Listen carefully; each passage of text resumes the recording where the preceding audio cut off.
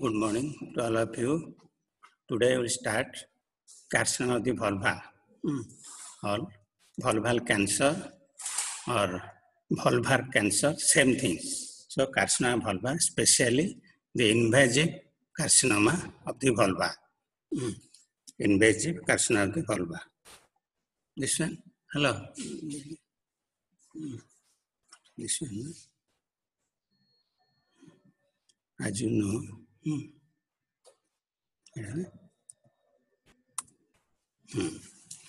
So, genital tract cancers leads the deaths in gynecological conditions, and in India, especially in the developing countries, the genital tract cancers leads among the cancers of the gynecology.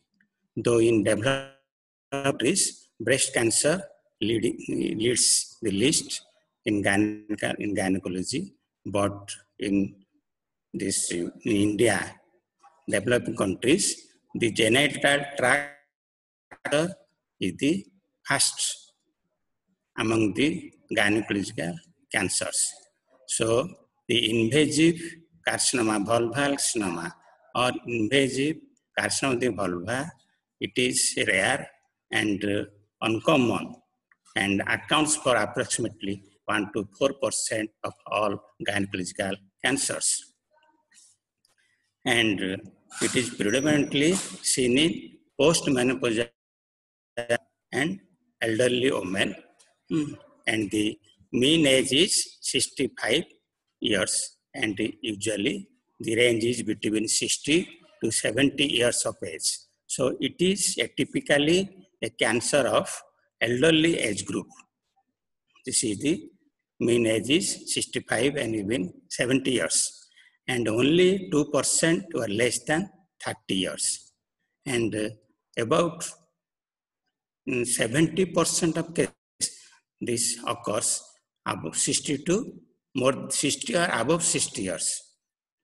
About 70% cases, and about 40% cases out of these, about 40% of cases, these cases occurs in between 60 to 70 years of age, and in 30% of cases, it occurs after or more than 70 years of age.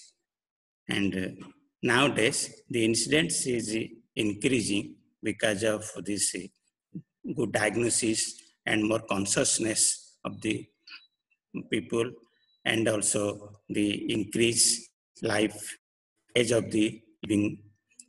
So, and it is the fourth most common malignancy of the female genital tract.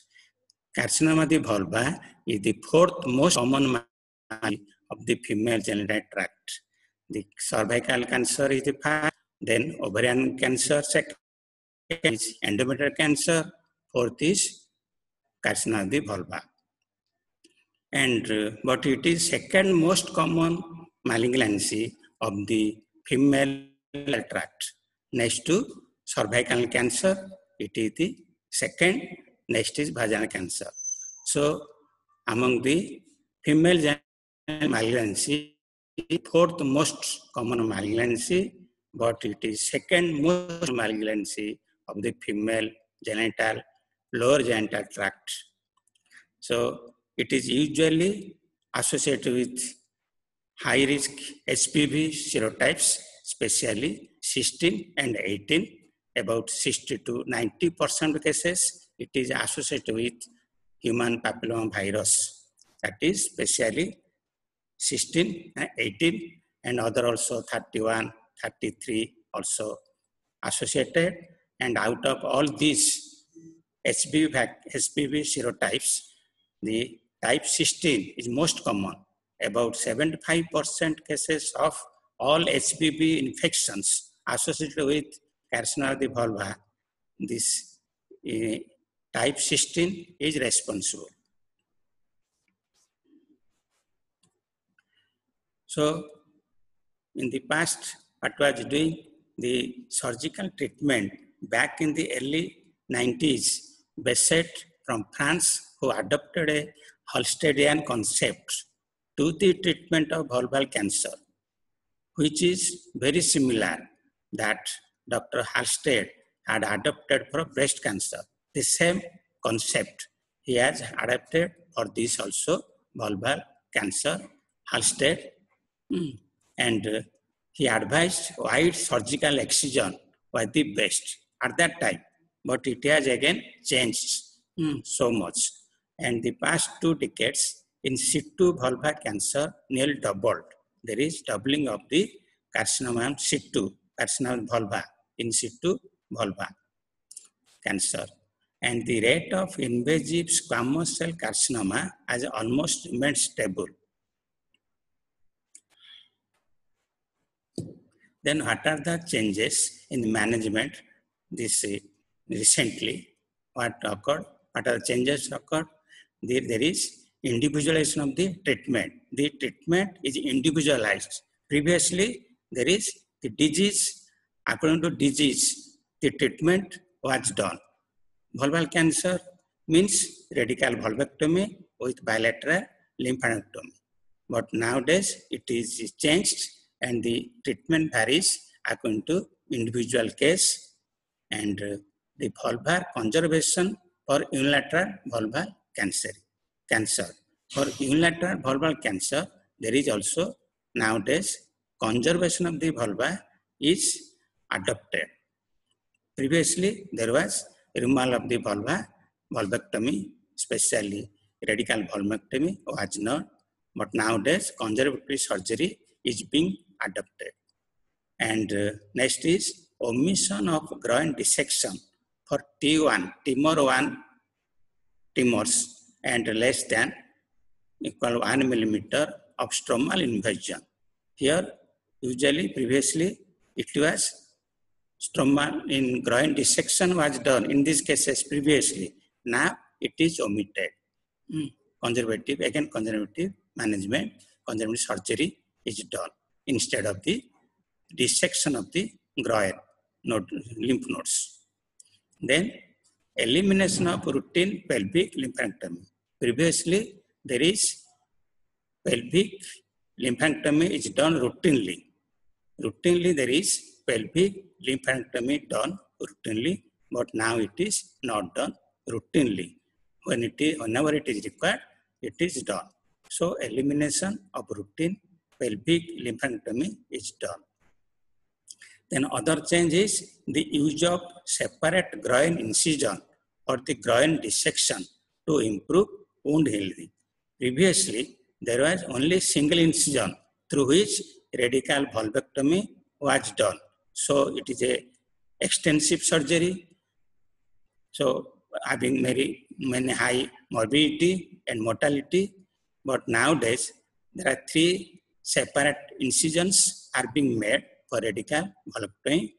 First for radical for vulva, removal of the vulva, and 2 separate groin incisions are being made for the lymphadenectomy, bilateral lymphadenectomy.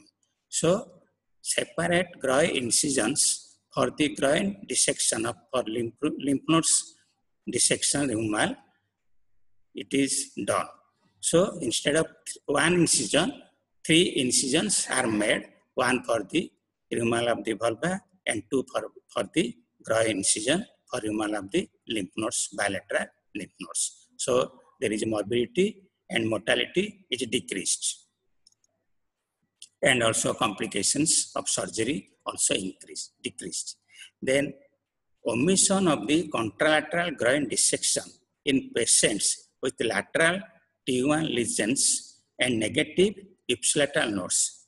Usually previously the removal of the lymph nodes of the opposite side was done in case of lateral T1 lesions and negative ipsilateral node, negative same side lymph node. But nowadays it is not removed. The other side, this groin dissection is not done. Because usually there is, if the same side lymph node is negative, there is very rare chance of involvement of the opposite side lymph nodes. Very less, in about only 3% negligible and sometimes. So it is not done. So omission of the contralateral groin dissection in patients with lateral T1 lesions and negative ipsilateral nodes, because there is lateral lesions have no opposite side lymphatic drainage is not there. Only midline lesions have lymphatic drainage to both sides. So there is no role of, not required, opposite side groin dissection in case of lateral T1 lesions and negative same side lymph nodes, ipsilateral nodes. Then the use of preoperative radiation therapy to avoid the need for exenteration in patients with advanced disease. Usually, previously, with advanced disease, exenteration, very extensive surgery operation was done. But nowadays, radiotherapy has improved very much. So preoperative radiotherapy is given in advanced cases where exenteration is indicated. In that case, preoperative radiation therapy is helpful to reduce the size and size of the lesion, so that after that the required surgery can be done and she is eligible for the or fit for the surgery after preoperative radiotherapy.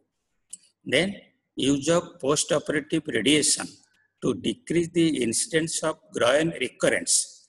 Previously, there was more groin recurrence in patients with multiple positive groin nodes. Where there is positive groin nodes are there, many positive groin nodes are there, and operation was done, and there is more chance of recurrence. So now again radiotherapy has improved. So post-operative radiotherapy is helpful to reduce the incidence of groin recurrences in these cases.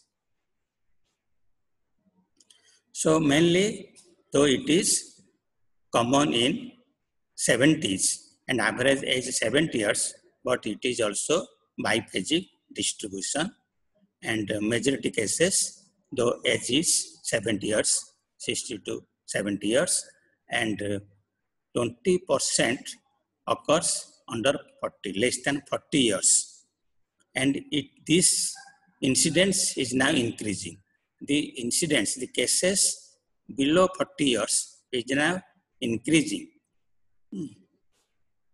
due to, again, due to infections. HPV infection, due to HPV infection, this is increasing. And mostly the 85 to 90% cases, squamous cell carcinoma, others are 5% melanoma, and 2% sarcoma, and 8% others. Most commonest is squamous cell variety. Squamous cell carcinoma even up to 90% of cases of invasive cancer of the vulva. Then what is the etiology? Though etiology is uncertain, not clear, but the factors responsible for development of vulval cancer are these. First is chronic inflammatory condition, and different chronic inflammatory conditions involving the vulva, and herpes simplex, usually type 2 herpes is more commonly associated, and other factors are obesity, diabetes, and hypertension. These are also high risk factors for development of carcinoma of the vulva. And other factor is previous squamous cell carcinoma of the cervix, vagina, or the anal rectal area is also, if there is suggestive history of or presence of previous squamous cell carcinoma of the cervix, vagina, or the anal rectal area, then there is also chance of development of carcinoma of the vulva. Then another important factor is vulval dystrophy. It is also immunomodulated disease, here also light chain sclerosis, the commonest vulval dystrophy, which is associated with development of cancer vulva. The light chain sclerosis is associated with cancer vulva in about 4 to 7% of cases. So it is again the vulval dystrophy also responsible for development of cancer cervix. Again, the etiology varies according to the type, whether it is due to, in case of young people or older women. Then more about the human papilloma virus, type 16 and 18 are very high risk human papilloma virus, and it causes usually in causes of the development of the vulval intraepithelial neoplasia. So when there is development of vulval intraepithelial neoplasia due to HPV type 16-18, usually it occurs in young women, and this is in case of human papilloma virus in young women, 90% will cure, but about 10% cases it may develop to the vulval cancer.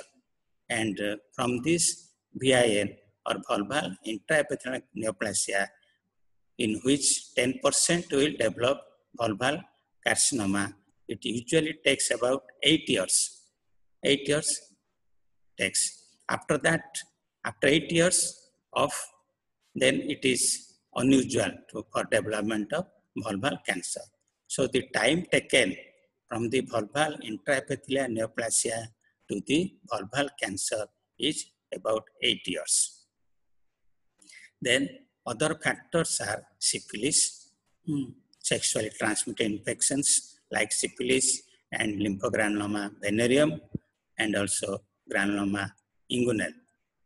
Here also the low risk HPV serotypes, that is also 6, 11, they can be also responsible for development of this. Then tobacco or smoking, it is also responsible for development of cancer vulva, and it is also immunosuppressive, and other factors disease, Paget's disease of vulva. It is also in 10% of cases, it develops to invasive vulval cancer, and about 4 to 8% of cases association with underlying adenocarcinoma of the vulva.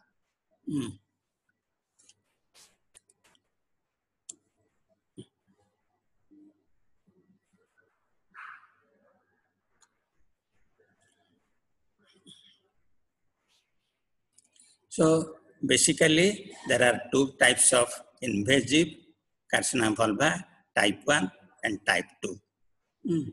Type 1 means it is warty or basaloid type, and here mostly it occurs due to HPV serotypes 16, 18 and 33 or 31 also responsible, and usually there is pre-existing vulval intraepithelial neoplasia, and there is also previous cervical intraepithelial neoplasia associated, and it is usually sexually transmitted infection, and it may be also associated with smoking and immunosuppression, and it is more common in younger age group, and usually the lesions are multiple.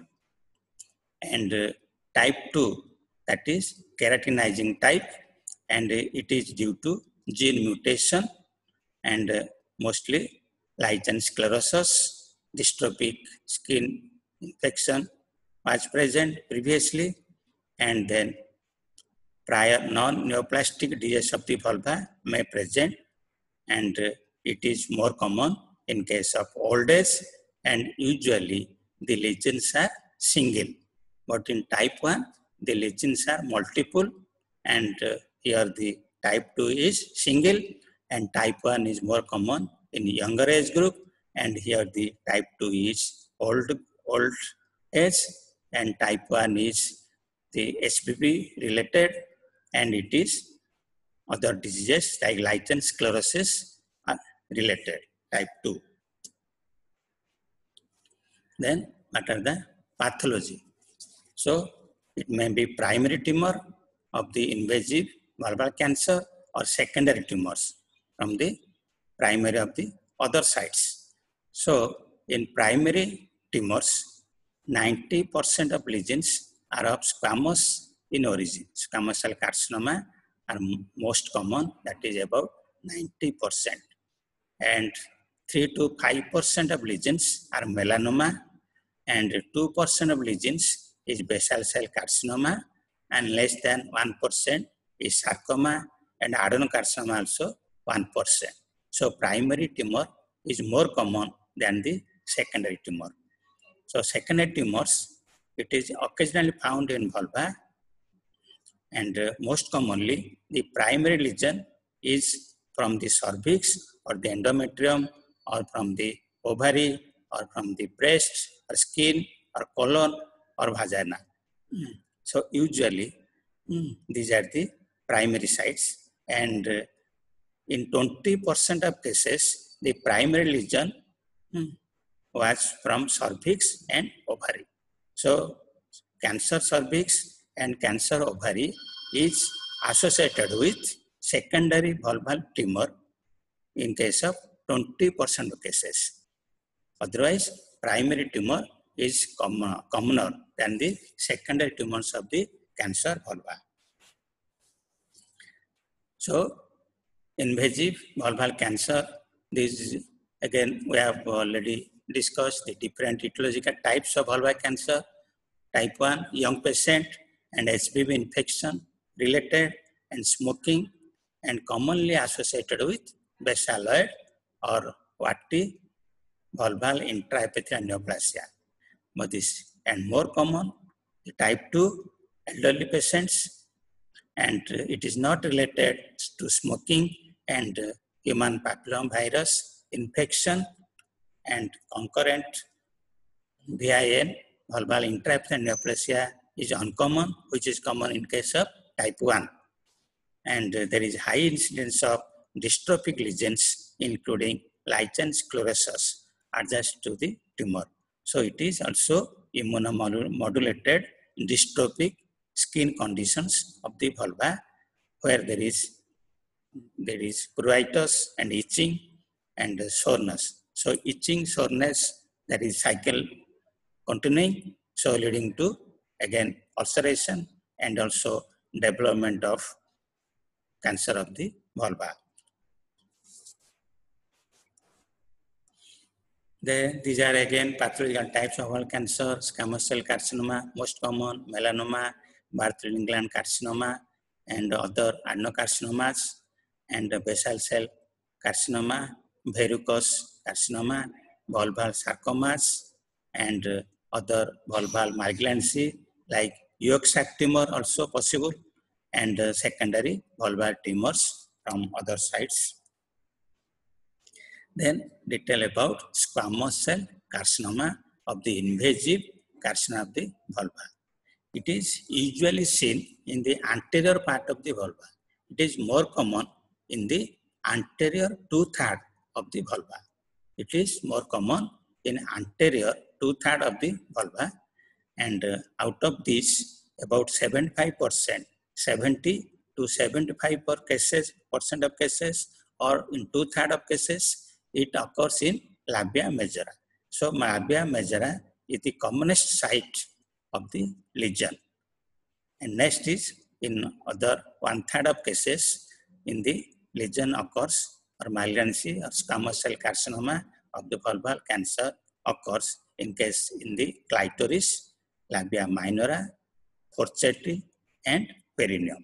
So the most commonest site of vulva is labia majora. Then spread, lymphatic or dietous spread or hematogenous spread.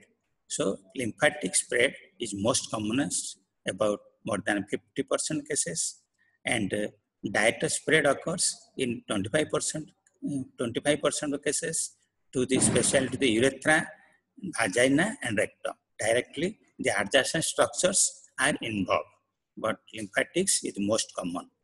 And late spread is by the hematogenous to bone or lung. It is rare. Hematogenous spread to bone and lung is rare, and the lymph nodes are arranged. Usually, we will discuss about the lymph nodes because the lymphatic spread is in vulval cancer is most important because it depends upon the prognosis depends upon the lymphatic spread, and surgery depends upon the lymphatic spread. So lymphatic involvement is most important one in case of vulvar cancer. Later on, we'll discuss in detail about the lymphatic involvement, and here the mitosis, presence of mitosis, and atypical keratinization. Atypical keratinization, that is the histological hallmark of invasive of vulvar cancer. And there may be also anaplastic carcinoma, which consists of large immature cells, spindle sarcomatoid cells or small cells. But the histological hallmark of invasive vulvar cancer is atypical keratinization. Then microinvasive squamous cell carcinoma. What are the microinvasive squamous cell carcinoma? When the lesions are equal or less than 2 centimeter with less than 1 millimeter stromal invasion. This is known as microinvasive squamous cell carcinoma. And stromal invasion means that is also most important for the prognostic point of view, invasion of the stroma. So the depth of stromal invasion is measured vertically from the most superficial basement membrane to the deepest tumor. This is the stromal invasion depth. It should be measured, and accordingly it is known, and it has a prognostic value. More stromal invasion, then more poor prognosis. And then the metastasis to inguinal lymph nodes. Usually, it is extremely rare when the depth or thickness is less than 1 millimeter. And if it is more than 1 millimeter, then there is increased risk of the lymph node involvement. Then what are the clinical features? Clinical features, predominantly, it is a disease of postmenopausal women, and we have the mean age is about 65 years. So, it is the postmenopausal women. So, it is a disease of the elderly women and postmenopausal women.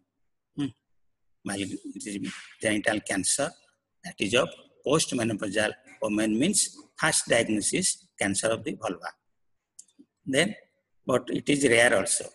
Then, history should be taken in detail about the age, postmenopausal or a younger age group also. It is vulnerable due to STI, sexual transmitted infections in case of younger women, and in elderly women due to old age and immunosuppression and dystrophy conditions, associated dystrophy, vulval dystrophy conditions. So age should be taken also.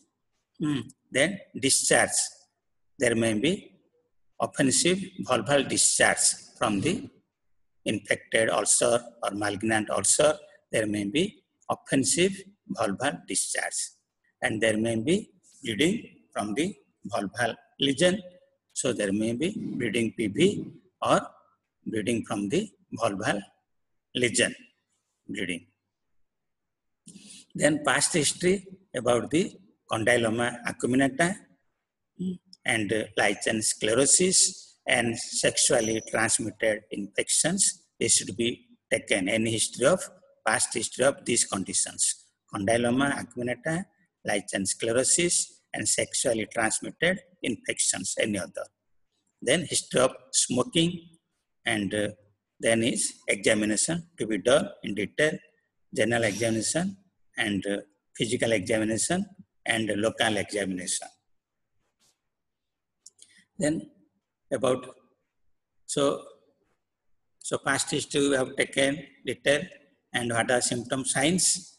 That is, there may be vulval long or mass, and long history of pruritus, long standing pruritus vulvi is there. There is, she will give the history of long standing pruritus vulvi, and it is cured intermittently, but it is long standing. And vulvar dystrophy may be present, vulval bleeding, and often seeing vaginal discharge. And if urethra is involved, there is chance of dysuria and difficulty in micturition. And if anal area or rectum is involved, then there is difficulty in defecation, and there may be rectal bleeding also. She may complain of rectal bleeding. So the symptoms and signs will vary according to the presence of lesion and also associated other lesions. Then there may be large metastatic mass in the groin due to involvement of the lymph node. There may be large metastatic mass, may be large, or it may be also ulcerated mass. Ulcerated lymph node mass may be present in the inguinal region or groin. And there may be history of non-healing ulcer or growth. There is also the ulcer is present for a long time, so non-healing ulcer, and growth may be present. So the most frequent sites on the labia majors, and next is labia minora and clitoris. And then some patients will have combined lesions. In about 50% cases, combined lesions. 15% cases, there occurs combined lesions, multiple lesions. Then the most patients will complain of irritation, pruritus vulvi, or vulval irritation, or pruritus vulvi in 70% of cases, and vulval mass or ulcer in 55% of cases, and bleeding, vulval bleeding in about 28% cases, and offensive discharge from the vulva, that from the lesion, occurs in 2 to 3% of cases. So on physical examination, so detailed physical examination or local examination or bimanual examination and pelvic examination and speculum examination, everything should be done in detail. So the lesion is characteristic.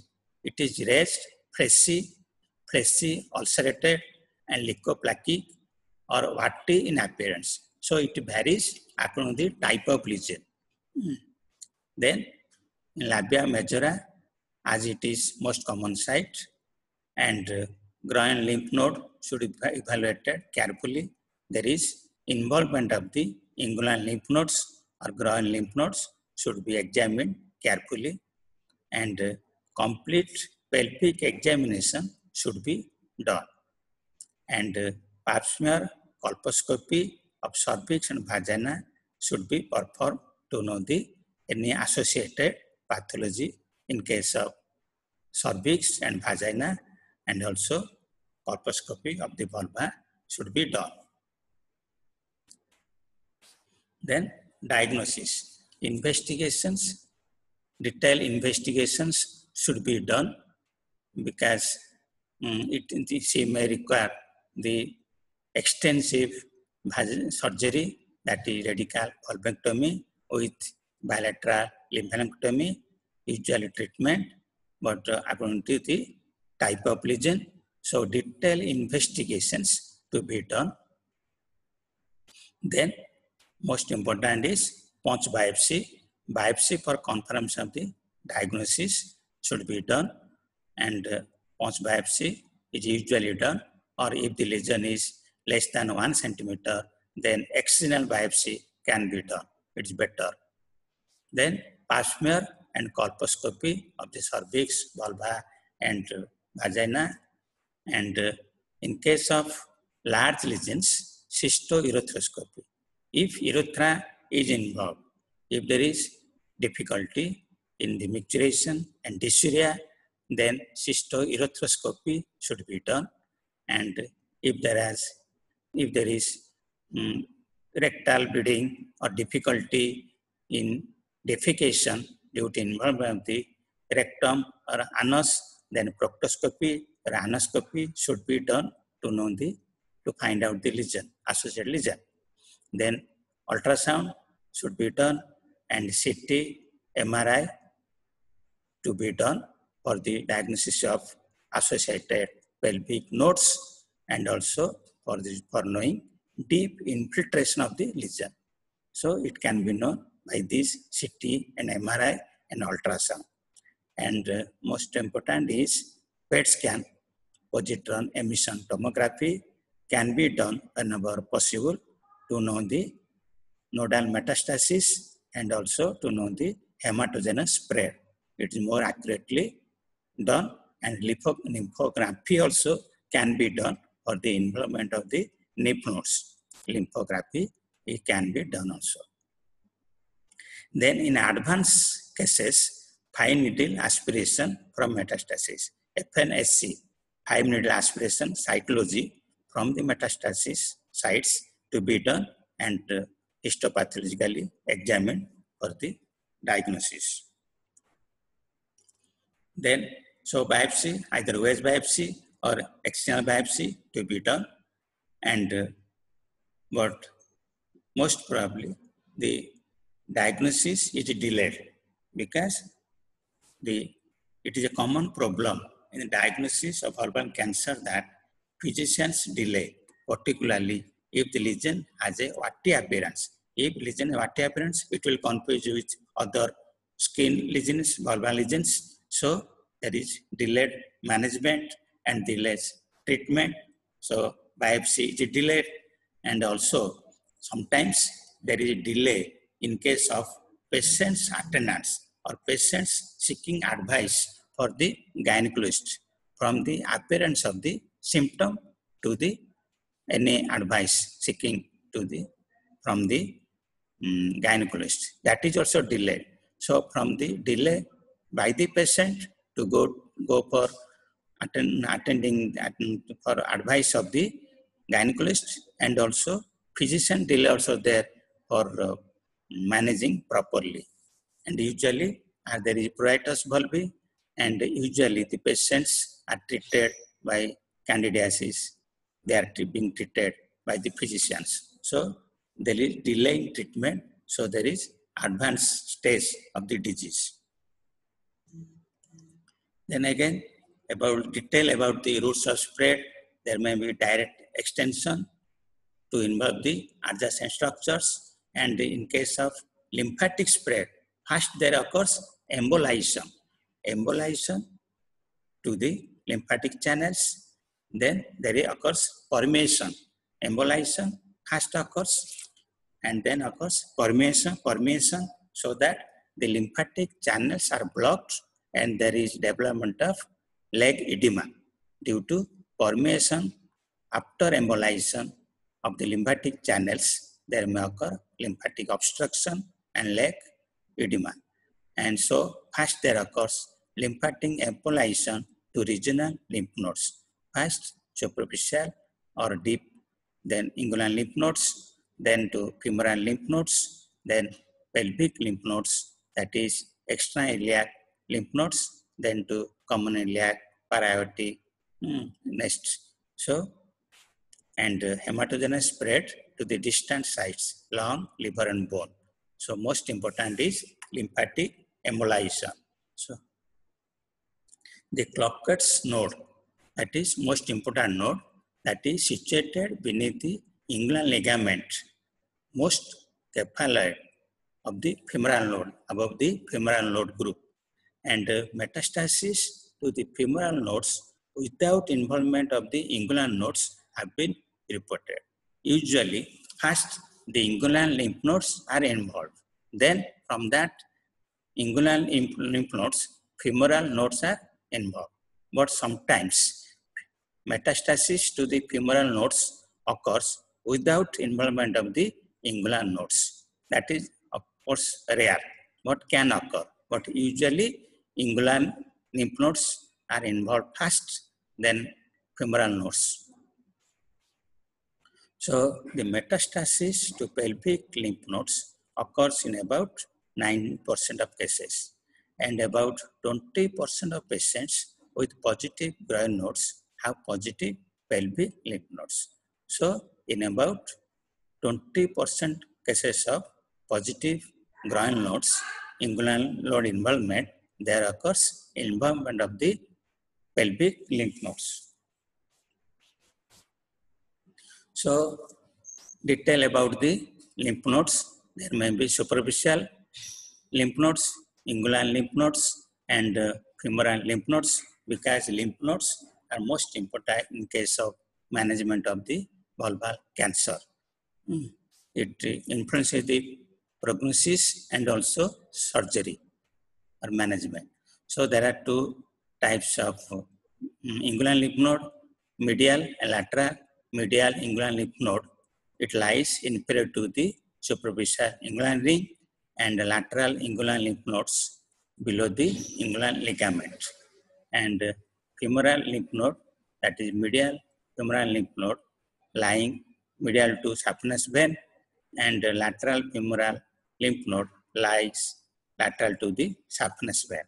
It is medial lateral. So you see there are the vessels are very approximate close to the lymph nodes. That also carries the prognosis. During surgery, the risk of injury to the vessels while lymphanctomy is done.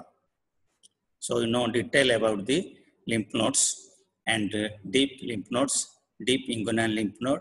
It lies in the inguinal canal, and deep femoral lymph node, that is node of Cloquet, lying in the femoral canal. So external iliac lymph node. Next is external iliac lymph node. Medial groove lies medial to the external iliac vein, and lateral groove lies lateral to the external iliac artery, and anterior groove lies between external iliac vein and external iliac artery. You see, so in between external iliac vein and artery, the anterior groove of external iliac lymph node is present. So while dissecting the anterior groove of external iliac lymph node, it is very difficult. So there is risk of chance of injury to the external iliac artery or external iliac vein. So you should be cautious. Then from external iliac nodes, it goes to common iliac nodes, then parietic, then thoracic duct. So in the same-sided lesion, there is spread to the same-sided groin lymph nodes. Means left-sided lesion will spread to the left groin lymph nodes, and the right-sided lesion will spread to the right groin lymph nodes. And bilateral nodes involvement is seen only in 14% of cases. And contralateral node involvement without ipsilateral disease is seen in 5% cases. Means without involvement of the same side lymph node, there is involvement of the other side lymph node occurs in about 5% cases. So another principle is never found pelvic nodes to be involved in the absence of inguinal node metastasis. It is usual but can occur very rarely. So first is inguinal node metastasis occurs. Then it extends to the pelvic node metastasis. But usually pelvic node metastasis is not found in the absence of inguinal node metastasis, but sometimes occurs, but rarely. So this picture shows about the distribution of the lymph nodes, horizontal group of nodes and perpendicular group of nodes.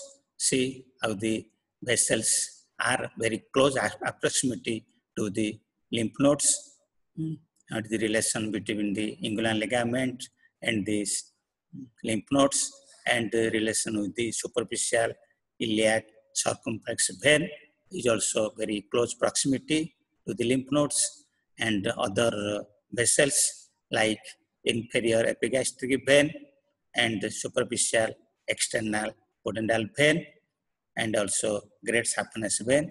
These are also very close proximity to the presence of the lymph nodes. So very carefully the dissection of the lymph nodes whenever required should be done with much care. So hematogenous spread usually occurs late in the course of vulvar cancer, and it is rare in absence of lymph node metastasis. So first lymph node metastasis occurs, then hematogenous spread occurs late. So superficial inguinal lymph nodes lie along the saphenous vein deep to the camper fossa and the superficial to the cribriform fossa, which overlie the femoral vessels. Because this dissection is done, and it should be carefully, and the anatomy should be known very carefully while surgery to be done. Otherwise, there is risk of injury to the different structures, and the superficial inguinal lymph nodes, it in the overlies the femoral vessels, and it is found in the triangle bounded by the inguinal ligament superiorly and the border of the sartorius muscle laterally and the adductor longus muscle medially. And the deep inguinal lymph nodes are located medial to the femoral vein and under the cribriform fossa. So there are approximately 3 to 5 deep nodes, and superior most node is located under the inguinal ligament and is called the Clockett's node. It is also important node. It is above the femoral node. That is also important. Here, this picture shows the inguinal nodes, how it is related to the femoral artery and femoral vein. So it is also very risky while dissecting the inguinal nodes. So you should be most carefully. So in the vulval cancer management, lymph node management or dissection is very critical. And superficial inguinal lymph nodes receive drainage from the vulva and anus.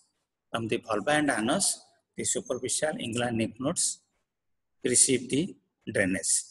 And then the superficial nodes drain to the deep inguinal lymph nodes, and which then drain superiorly to the extra iliac lymph nodes, then to the pelvic lymph nodes and to the parietic lymph nodes. So superficial inguinal lymph nodes, then to the deep inguinal lymph nodes, then femoral lymph nodes, then extra iliac lymph nodes, then common iliac lymph nodes, then parietic lymph nodes in sequence usually. This picture shows how the cauliflower growth of the vulval cancer. So the margin is everted and irregular, and there is also presence of slough in the base, cauliflower looking. So the major problem in invasive vulval cancer is delay between the first appearance of the symptoms and the referral to the gynecological opinion, due to the doctor fails to recognize the gravity of this lesion and prescribes topical therapy. Because the patient will complain of pruritus vulvi, so antipruritic topical therapy is prescribed without examination. So again, that is also delay the treatment, proper treatment. And older women are often embarrassed and shy to go to the doctor for the examination. That is why the treatment or management is delayed in both. Then on examination, lesion can take any form from flat white lesion to large ulcer. the size of the tumor, involvement of the urethra and anus should be noted. Then inspection of cervix and cervical cytology should be taken, and needle FNSC to be done from the groin affected lymph nodes, and diagnosis from the histology. Next is staging. FICO staging, that is TNM classification according to the size of the local lesion and groin node involvement and metastasis. TNM classification. So TNM staging system, T0 pre-malignant change, and T1A a cancer of less than 2 centimeter in diameter and less than 1 millimeter in depth of invasion. Then T1B a cancer less than 2 centimeter in diameter but more than 1 millimeter in invasion, depth invasion. Then T2 greater than 2 centimeter in diameter. Stage 1 less than 2 centimeter, stage 2 greater than 2 centimeter in diameter. Then stage 3, it involves the vagina, urethra and anus.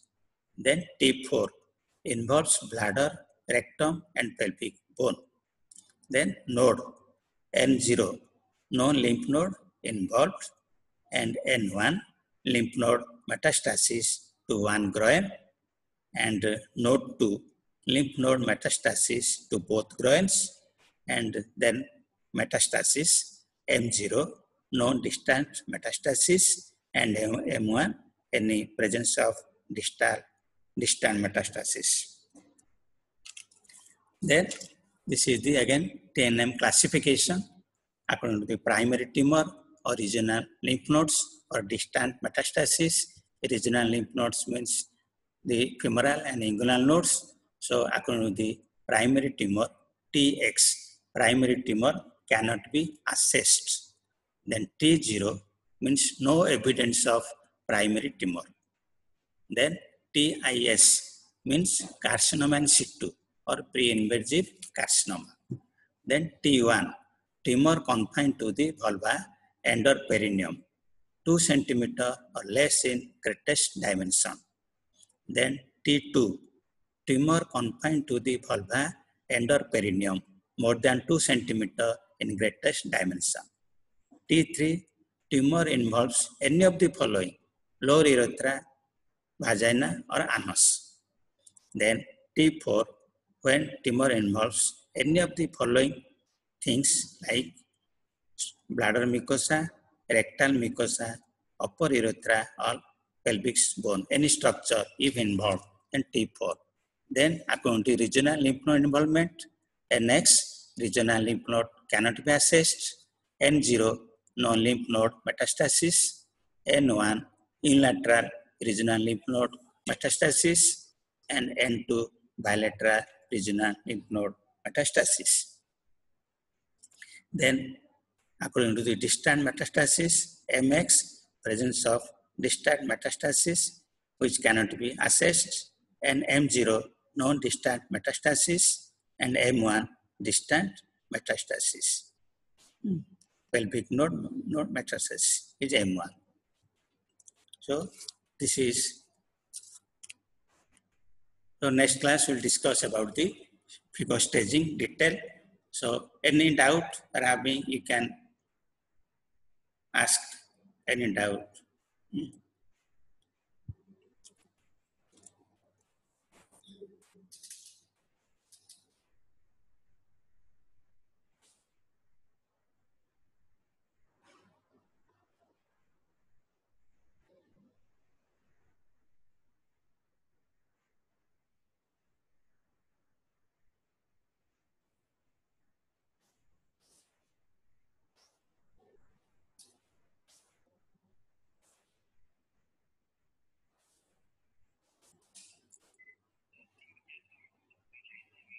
Yes, come.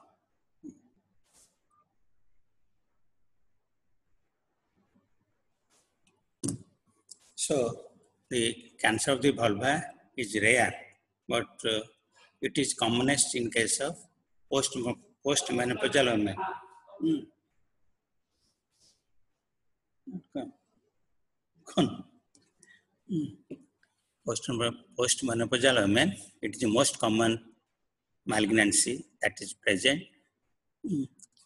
The average age is 65 years, and the most commonest lesion is squamous cell carcinoma, and the commonest symptom is pruritus volvi. And again, detailed investigation should be done, and the lymphatic spread is most common spread in case of vulval cancer. So it should be judiciously investigated.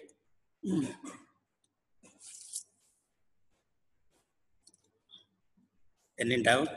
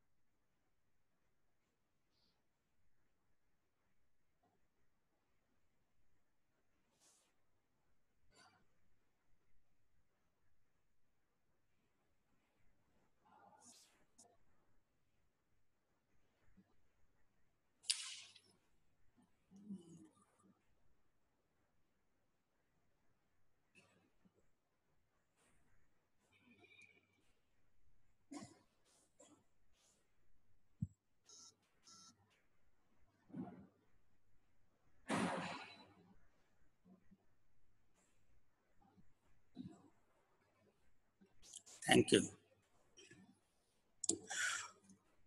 Not coming. Nobody is coming. Yes.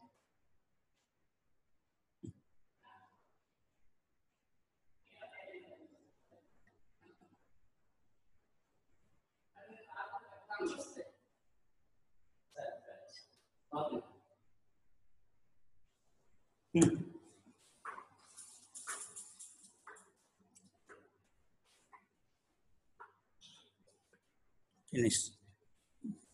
Close. End.